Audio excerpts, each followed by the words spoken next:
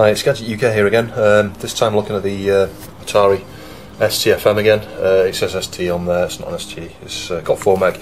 But yeah, anyway, the 4 meg is what I'm going to be addressing. I want to swap out the MARPET I've got in there for this 4 meg module that Chris Swinson sent me. Hopefully that's going to solve my problems I was getting with white screens with the faster TOS. So yeah, well, fingers crossed anyway. Dead straightforward to do this. It does fit on top exactly just like the MARPET does. It fits on top of the MMU there, and then you've got a rivet, a flat flex to go into that connector, and then you've got this little sub PCB. I'll show you over here, which is actually in component form at the moment. You can get these fully assembled from Chris's website. I'll post some links down below. Yeah, so I'm going to put a socket on there. This is for the shifter. It's the shifter adapter. It goes under your shifter chip. So the socket goes, I'm not sure where. It's a little bit confusing as to, I guess they're both in parallel, so I guess it won't matter. But I'll look at his website just to make sure I put it in the right place. And you've got some pin header to go underneath, so you can plug it into the existing socket, and it'll provide a socket on top for your shifter chip. Which is the way the MARPET works anyway, so it's not going to take any extra space up for me. If anything, it's going to free some space up, because on the MARPET you've got the cable comes off and goes to the shifter just like this, but then there's also another cable that goes off to the SIM rack, and that's like quite a large thing and takes up a lot of space and sits on top of the shielding in my case. So I think that the fiddliest part of these is, if you want to do one of these, is this connector here. It should be pretty easy to solder, to be honest. You've just got to get some good flux, like, what has it gone? I showed it before, Chip Quick, or some Amtech flux or something, and just put a load of flux on there to start with, and put it on there. Use a magnifying glass, align it with a couple of tools and things, just make sure it's perfectly positioned, and then just solder either one of the tabs on the side or one of the first pins, and just inspect it before you do any more soldering, and then perhaps do the opposite end and just again inspect it, and then you can just drag solder, and the flux will do all the work really. I figure I may as well show you some of this while I do it. It's just enough for this pin header here to do both rows. You just split it in two, and if you look at the board this way up, so the connector's at the bottom, the first row you want to do is the top, the very top. Sorry, just for camera as usual, very top row there. And the best thing to do with these is just solder one pin and then inspect it, just to make sure underneath like this you've not got it at an angle like that. You want it totally straight, at 90 degrees perpendicular. And check both sides. You want it, the same orientation both sides, and then you can just solder the other side again, inspect it, make sure it's totally straight, and then solder all the remaining pins. But if you start with that the outer one where you can see, the top one there, and then obviously it's not the bottom one, but the second from the bottom, and then you can put your socket on. And it's a good job I checked his site, because it's not something I'd not thought of. Had it been marked on there, I wouldn't have looked at his guide. But as soon as you come to put the socket on, you obscure the pins. Don't know if you can see that. So you can see, you've got to put the socket on last, otherwise you're just setting yourself up for a problem. So you can see I've got the first row on there now, and that's totally straight from both sides, so that's good. Before I do this other one, it's a similar thing. It's worth, and I think actually on his guide he shows putting this connector on first. I'm going to do that, because as soon as I start to get here, I'm going to start giving myself clearance issues and things. It might be a bit difficult. Well, it won't be. There's enough space there, but I'll do this anyway, just get this out of the way, I think. Well, that was far more annoying than I envisaged. Hopefully you can see there we've got good solder points. It's flowed underneath the pins all the way along. There's a bit of hair there actually, and obviously I've got a pad there to unblock. It's not perfectly aligned. If you look at the top of the board, can you see it just looks tilted down this way a bit? But actually, in terms of the pin alignment there, they are perfectly straight. There's no, they're not sort of joining or anything, but yeah, so a bit annoying, because I like things to be perfect, but the solder connections there that's really good. It was very difficult to get these corner tabs to adhere. Maybe I should have pulled it further forward, I'm not sure, but it's on there, it's okay. So yeah, I'll finish sticking the pin headers on there in the socket, I think. There we go, that's the board done, with the ribbon connected. So I'll whip the ST lid off now, and we'll try and mount this inside. So you can see where the MARPET's sat there on top of the MMU at the moment, and I've got this ribbon coming off, so we can free all that up. Just need to get it off there now, just carefully. carefully lift it off. It's not the easiest thing. Oh, I was going to say it's not the easiest thing to get off there. It did come off okay, actually. No bent pins or anything. That wasn't what I expected. I was expecting it to come up gradually, but it just came straight out. I don't like these pin type adapters here because they can damage the socket over time. They have a tendency to slip out. That's the problem. Yeah, I remember you felt a bit loose there. So I'll clip the new one on now. Just move this out of the way.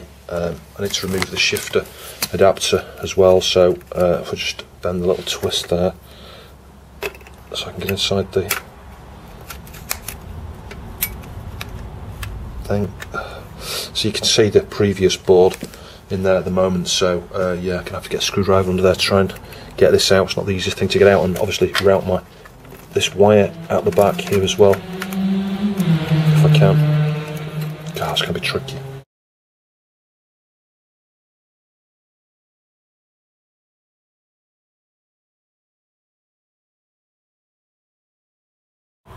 So just testing partially assembled here, you can see the adapter there over the MMU socket, and I've got the adapter over the shifter socket. My ribbon is joining the two.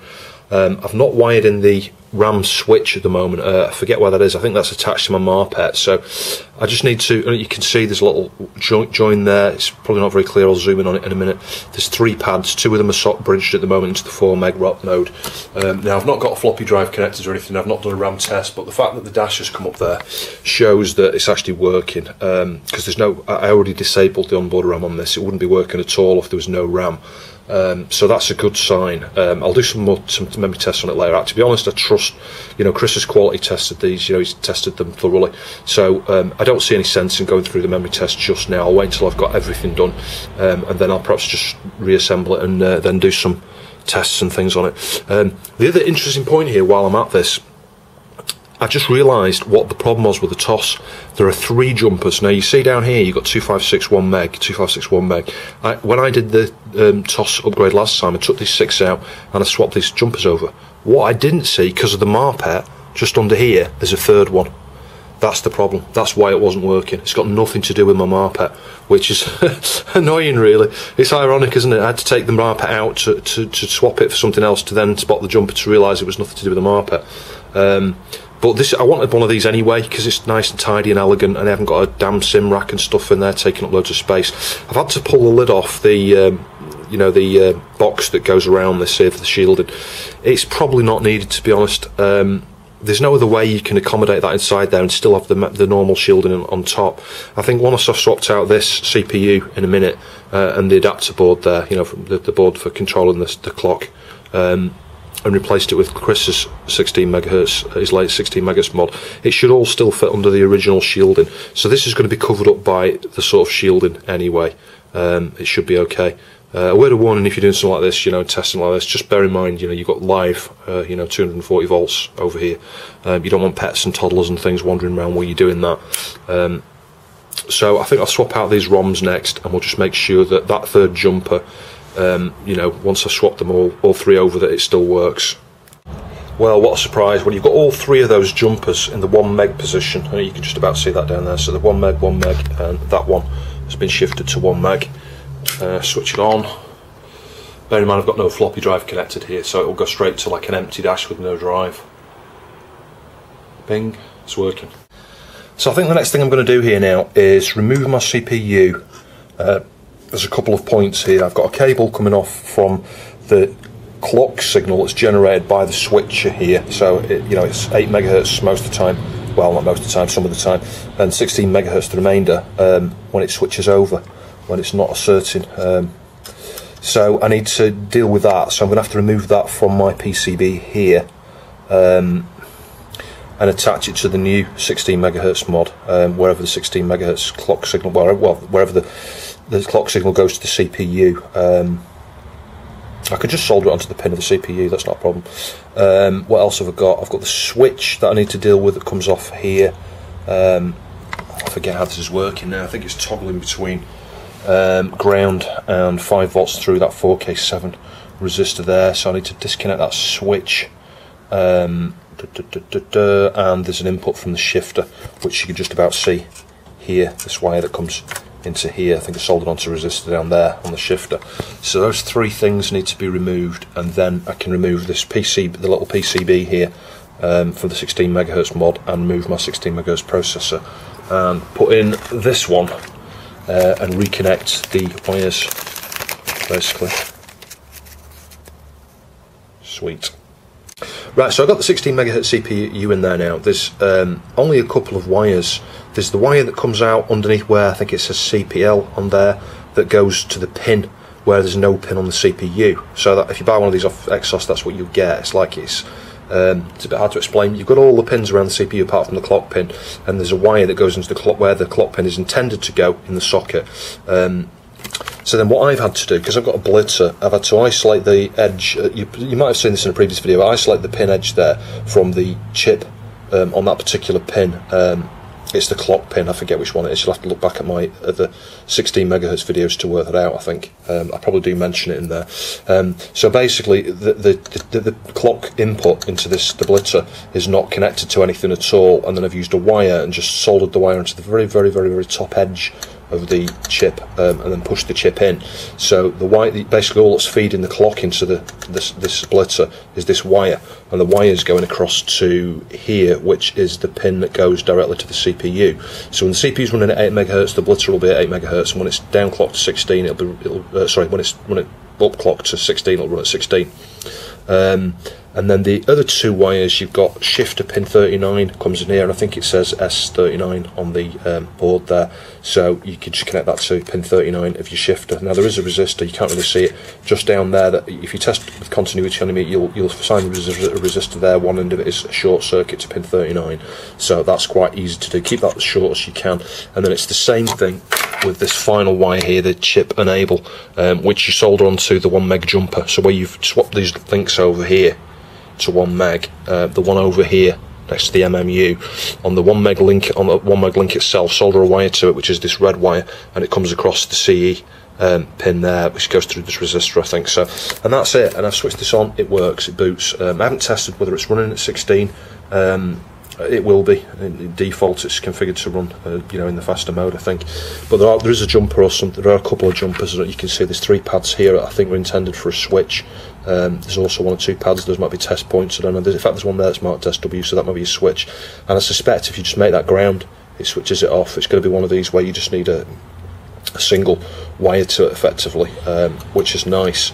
If that's the case, I'll check the instructions for that now, because that's the next thing I'm going to do, is wire up my switch for the to toggle between 8 and 16. And there's another switch I want to wire in, which I've already got, I mentioned previously, which is that link there. If I zoom in a little bit, you should be able to see some of these things, hopefully a little bit clearer.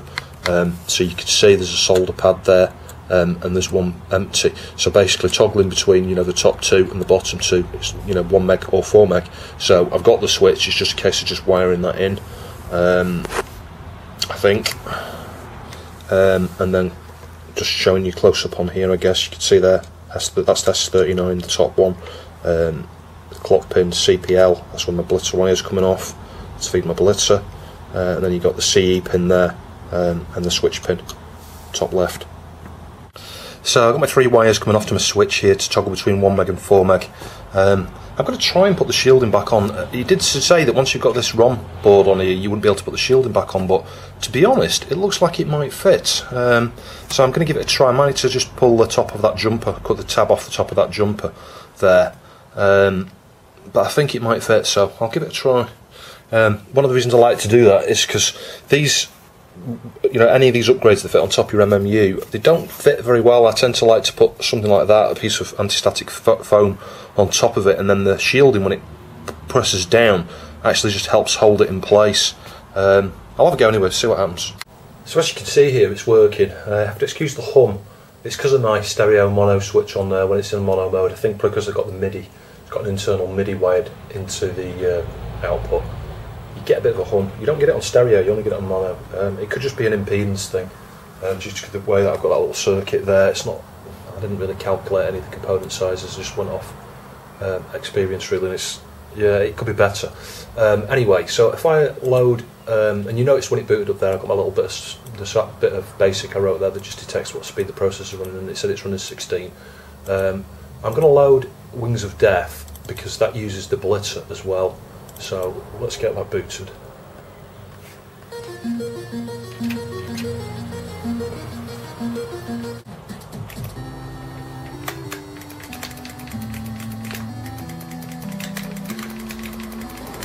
Excellent.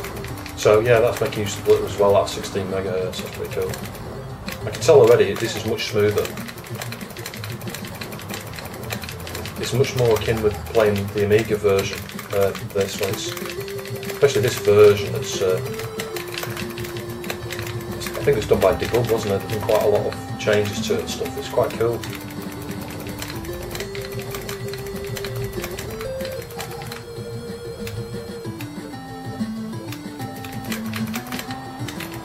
The auto fire, really. But I've been testing this for a good hour and a half now. No issues, no stability issues or anything. I did have some problems with the switch, the 8 MHz switch. Like a complete muppet, what I did is I got continuity on the meter and did some measuring around trying to find a ground point for the switch, because that's what you've got to do, that switch contact, the SW contact. You either leave open circuit and it's 16 MHz, or you feed ground into it and you'll get 8 MHz. So, as I say, I got the probe out, did some continuity tests around the modulator. There was one pin on there that gave me like a short, it measured as a short, so I thought, oh, there we go, we'll connect that up. And it was constantly 16 MHz no matter which position the switch was in. And it drove me nuts for a while. I went as far as actually took the 10k pull-up resistor off the actual 16 MHz mod, thinking there was something wrong around there, measuring continuity. I couldn't find anything wrong. I thought, you know, unless there's something wrong with the CPLD. And then I thought, well, let's just look back at where my earth connection is again. And I checked it, and it wasn't short. I put it in resistance mode, and it wasn't. It was like, you know, 30 or 40 ohms or something. There must be a coil or something somewhere. I don't know. There's some component there somewhere that gives you very low resistance between ground and VCC. So I had it connected to VCC in short. So after I then went and found the proper ground, clearly, you know, it's working. I'll show you that. If I switch it off, I switch it into 8 MHz, switch it on, just let it boot up. Hopefully my ultrasound's working. I've got a bit of a flaky cable on the ultrasound.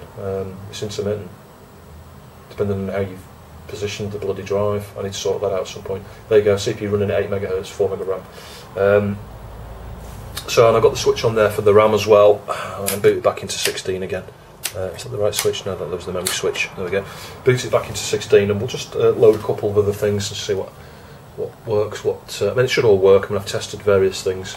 I think initially I was getting a couple of bombs, but that was a bad connection. I've reseated everything, and it's gone together quite well. The one thing I would say about the shielding is the shielding went back on, but when you, as the case sits like this here, sorry, there's a screw there and a screw there. What I've done with those is literally just put them in and just thread them 1 or 2 turns. So, you know, there's a gap like that, you know, between the bottom of the shielding and the board, so that I'm not pulling them right down as far as they'll go. They're just there, and they're holding that piece of sponge, which is putting pressure on the MMU, so that won't come off. And I've got the shielding back on. That's the main thing. I didn't really want to bin it, and it's just gone back together really well. It's loose at the moment. You can see, you know, the lid's not back on here. I need to screw all this back together in a minute, but just for the purposes of testing, I thought we'll just leave it like that for the moment. So let's just find another game.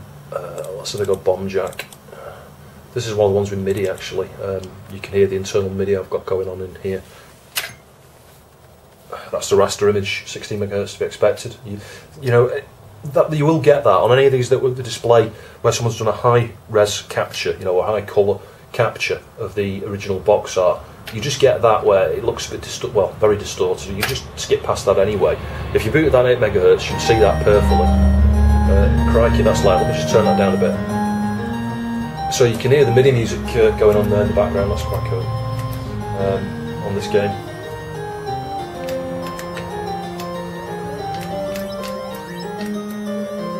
But yeah, I'd say that's working.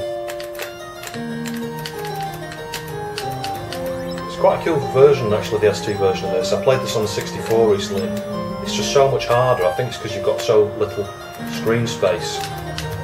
It's certainly more playable in this version. And it's about the speed as well. It's just the right speed. It's not too fast, it's not too slow.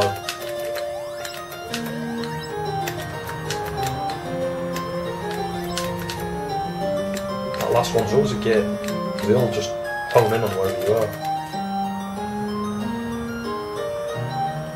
Sweet, that's working. So let's try something else. But we'll just try a bit of R-type here.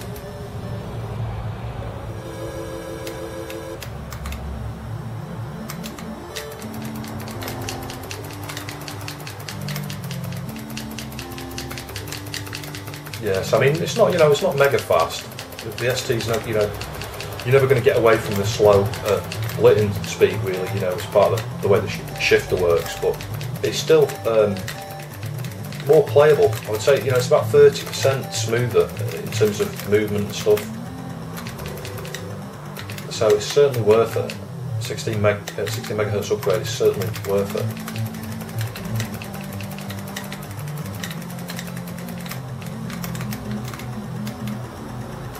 The colour's awesome actually on this ST version. I don't know how good it was. That one at the top there's been a git, it's not coming down.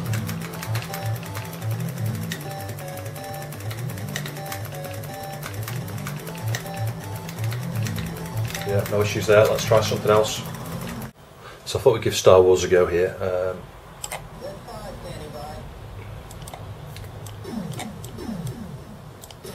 I've forgotten you don't get music on the ST version, do you?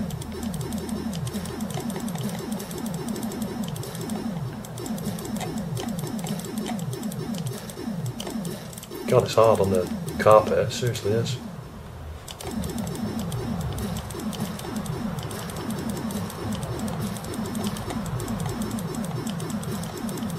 Well, I mean, that's working fine. Aside from the fact I can't bloody hit the ships, it's sweet, and it's definitely faster. It's definitely faster.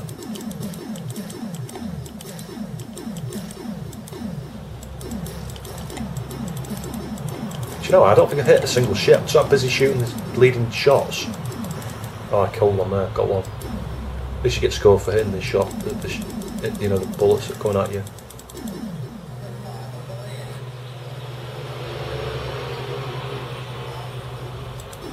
That's great. Yeah, single player F1.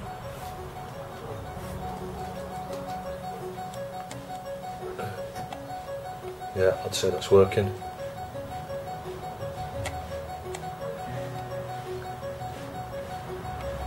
Oh, struggling to get on that bend.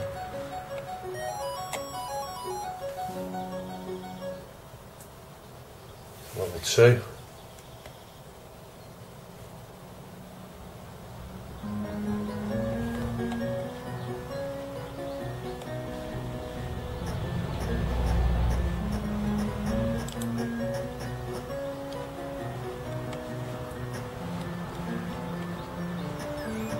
Sweet, that's working fine.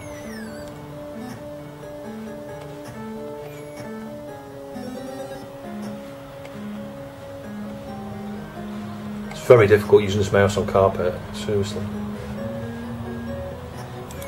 I thought actually, while we're here, we really should be doing a benchmark on this. So we'll load Jbench 3 here and just give it a complete run through. So we'll do all tests. It's worth knowing actually, Chris Swinson's has got the source code to this, and he's updating it basically to take into account sort of the latest hardware and stuff, including this 16 megahertz accelerators. So it might take him a while to get his head around that, because from what I understand, he's been discussing it on the Atari forum, and some of the code's a bit of a nightmare. There's just bits of assembly all over the place. It's quite badly commented in places, and I think there's lots of hard coded sort of constant values and things that have been used for some of these benchmarks. The actual benchmarks for certain machines seem to be just hard coded somewhere, which is just giving them all sorts of grief. But that new version of Jbench will be pretty cool when that comes out, I think.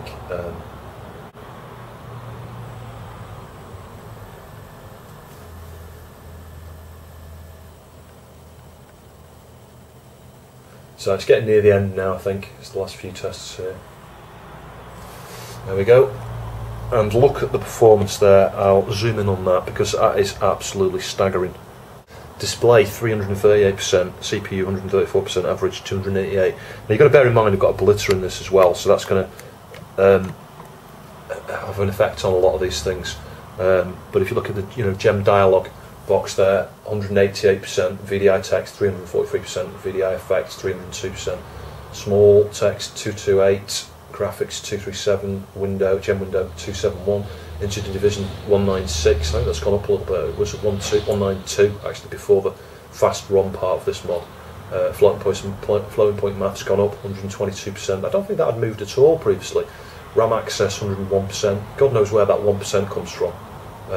That's a really weird benchmark, that. ROM access 117%. That's no surprise. So we have gained 17% there from the fast ROM access. Blitting 964%. VDI scroll 386%. Justified text 345%. VDI inquire 124%. So that's pretty cool. Yeah, brilliant. Right, I'll just load into the game. So I thought we'd have a go at Driller again here. That's interesting. The title screen displays on that, despite the fact it's running at 16 MHz.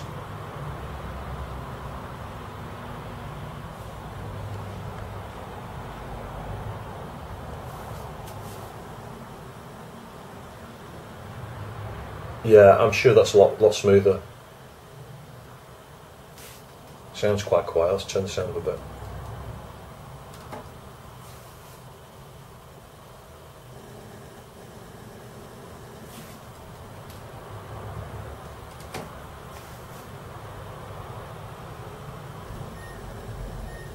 Yeah, that's much quicker. I'd hazard a guess to say 40 or 50% quicker actually.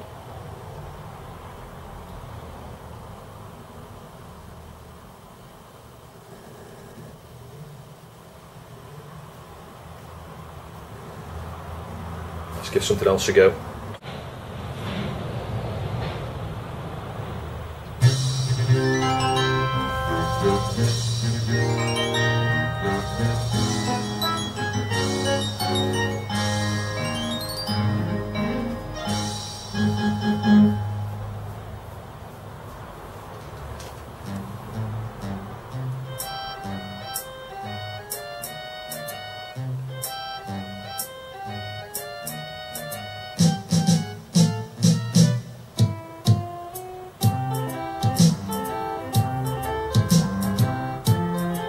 See if we can skip this.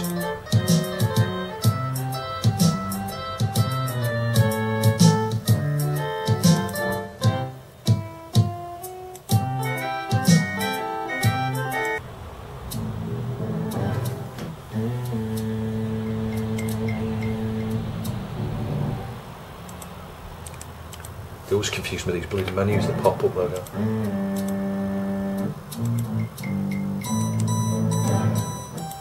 It seems to be working alright anyway, that's the main thing. It's one of these games where you've got to type things like type, look around, look at something, pick something up, etc, etc. Let's give something else a go.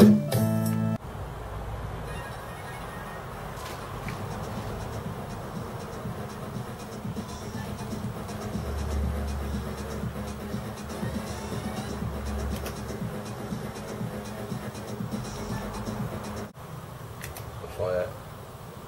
Can't remember how you do this now. Is it escape? Yeah. Escape. Should hopefully start the next round.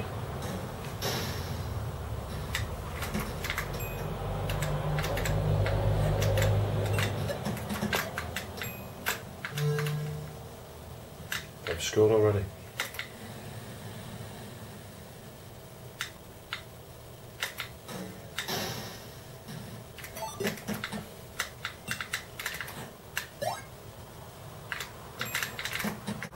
Let's try Midnight Resistance. I don't think I've ever played that. I mean, it's on here. I probably have.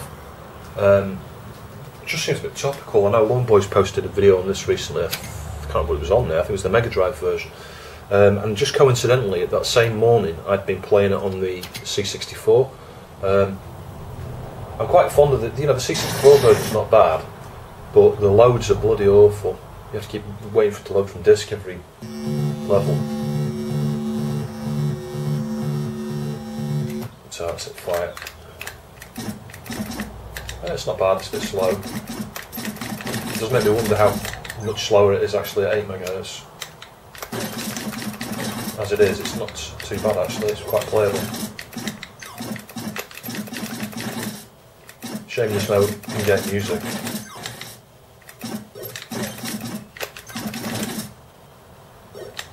Why is she reversing? I don't remember seeing anyone reversing that part of the game before. It's not bad though, it really isn't bad. I mean, yeah, the scrolling leaves a bit to be desired, but it's not too bad. You're going to cross that tank in a sec, don't we? Yeah, good grief, not really a chance to get away, will you? Let's try a bit of Parasol Stars. This is something that's Joy of Sticks, covered recently actually on the ST.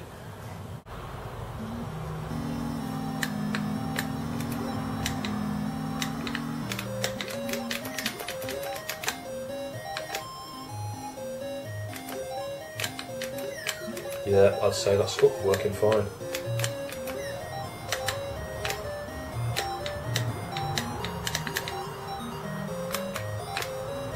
Still one down there, I think, isn't it? Yeah. You can see it runs really smooth. It's just so smooth. See if we can get to one of the levels with the scrolling. I mean, the scrolling is not going to be much better because it's just the way it works. Let's say, you know, it's the way the blitzer works. Not the blitzer, well, the blitzer and the shifter. The way the shifter primarily works. Because I don't think this game issues the blitzer. It might do. I'm not sure.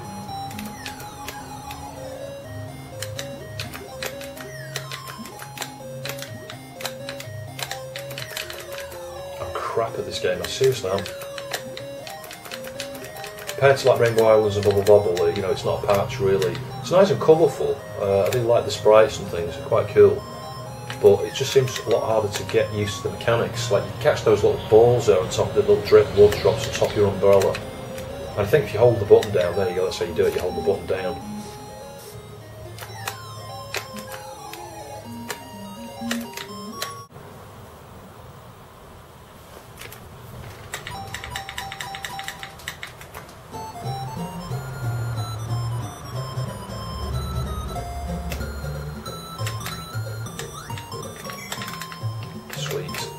I forgot actually how good this TV gives a picture on this ST. Bear in mind, I think it's just using the SCART RGB, but you know, there's no issues with sync and stuff, which is surprising because the ST's got really weird sync and things like the capture cards, you know, don't really do a very good job, especially the composite. It gives out an awful composite picture, but that's unfortunately what I've been using. I mean, I've got that VGA adapter now, but I want to do a mod. I've not really been using that because the power, it's a pain in the arse when I've got enough power sockets under the desk. So what I want to do is actually tap the 5 volt from the monitor itself. There's probably a 5 volt rail somewhere and it's not using very much in the way of current, you know, power, so I should be able to do that, have a wire coming out the back of my LCD and just power the board that way. I also need to do a mod to the cable actually on that VGA adapter because I think I put I can't remember whether I put ground or plus. I think I might put ground to some of the unused gates, and actually, just due to the types of gates that are on there, the output is going to be high when you put ground onto the inputs. So actually, you can feel if you've just been using it for a few minutes, the chips are actually getting warm, which is a sign that I've probably either killed the gate or about to kill the unused gate on there. So I need to sort that out as well. It was just an oversight really when I was quickly knocking up that cable. But as you can see, it's working fine. It's really nice and smooth. I mean, it runs well anyway, this game usually, but it's just that little bit more responsive. It just feels really, you know, just a tiny bit nippier and stuff. So just testing out a bit of Robocop 3 here. Doing very badly. It's running really well. It's a little bit faster, a little bit smoother, but it's dead stable. No problems at all really with any of the games I've tried. Everything's working really well, total stability, no issues at all, no crashes. The only game I can't get to work with the 16 MHz mod was Operation Wolf, and it's the same actually with the prototype board I developed with Exxos' help originally. You know, the one you saw at the beginning that I removed there was on a bit of VeriStrip board. It was, you know, that one game is, from what I understand, I think it was Peter Petaris did a hack to it, you know, modified it for the Ultra Satan and stuff. And one of the things he was saying when he did that is that it's tight. There's some very tight time-dependent code written in assembly. You know, it's a bit of a bugger apparently to work on. The minute you start trying to change it to add new features, you know, to use some memory, you know, like a RAM disk and things like that, the timing, you know, goes out a little bit, and before you know it, the game doesn't work at all. And that's why it doesn't work at 16 MHz. It probably works on a proper native. You know, if you run it on a Mega STE, it probably runs. But yeah, that's the only game. So check out the links down below. As I mentioned earlier, I'll put links to his Exxos store and the individual mods there. I think the 1.5 is not quite available on his page yet. I have got a link to the guide that he sent me. I'll perhaps put a link up to that anyway. I'm sure he won't mind.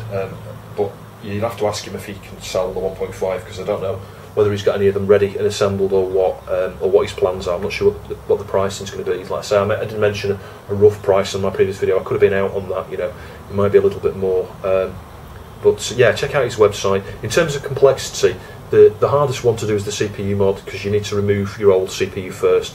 And as I said in my previous video, the easiest way to do that is get yourself a set of wire cutters. If you've not got lots of desoldering experience, and because it's a double-sided board, the board absorbs a fair bit of heat because they're quite good boards on these Ataris. So the double-sided boards there absorb a lot of heat, and the pins on the 68000 are never very good anyway. Certainly the ones they use on the ST. It's very hard to get them off without mangling the bloody thing, and you don't want to mangle your board, seriously. So yeah, get yourself a set of wire cutters and just, you know, snip each of the pins off on your old CPU, and then use your desolder pump and some flux, you know, and your soldering iron, just to heat up and remove those pins, clean it all up, put a new socket on. You can probably get one of those with the kit. It might be a couple of extra quid, I don't know. It might even come with the kit. Mine came with the kit. So yeah, stick your socket on there, and then there's like 2 or 3 wires, and it's worth noting you do need, if you want the 16 MHz 1.5 that uses the fast ROM, you need the fast ROM, as I've done. So you'll have to remove your TOS ROMs. Typically you'll probably have 2 in there, so you won't even need to do anything with there's 3 solder jumpers that I had to change, because I originally mine had 2 ROMs, and I swapped it to 6 when I upgraded to 1.4 Rainbow TOS, 1.04 Rainbow TOS, and then obviously with this I've gone back to the little board, the fast TOS board that needs 2. So I've got to swap it back again. But like I say, if you've already got 2 ROMs in there, you won't need to do anything with those jumpers. Apart from solder the one. Well, assuming you go for the 16 MHz mod, you'll just want 1 wire from the 16 MHz board to the 1 meg jumper link there, just the one near the MMU, as I showed earlier. And then what was the other one? I forgot what the third one. The third mod was now. The third mod obviously was the 4 meg. Yeah, and that's well worth doing as well. If you've got an STFM or an STF or something, just check your MMU revision, check what motherboard revision you've got before you order one, just to make sure you've got the right board where it is a socketed MMU, and you have got the MMU that supports more than 2.5 meg, because I think some of the older, the very, very old STs, the STF, I think, some of the very early revisions have got an MMU that only supports either 2 or 2.5 meg, so that's worth checking. But he does do a 1 meg upgrade and a 4 meg upgrade. And then it's up to you whether you wire the switch in to disable these things and stuff for either the 16.8 MHz or the 4 meg, 1 meg. But I personally like the choice of doing it in hardware. You can do it in software. You can switch between 1 meg and 4 meg in software. It's a shame you can't do the same thing with the CPU processor speed. I think that's something Chris was looking at on the Rev 2 16 MHz CPU that he may do in future. And in fact, he's going beyond 16 MHz. He's been looking at 24 and beyond. But yeah, he's just run into some issues and time. He's not got the time, I don't think, at the moment. He's got too many other things on the go, but he'll revisit that at some point. Anyway, thanks for watching, and I'll see you soon.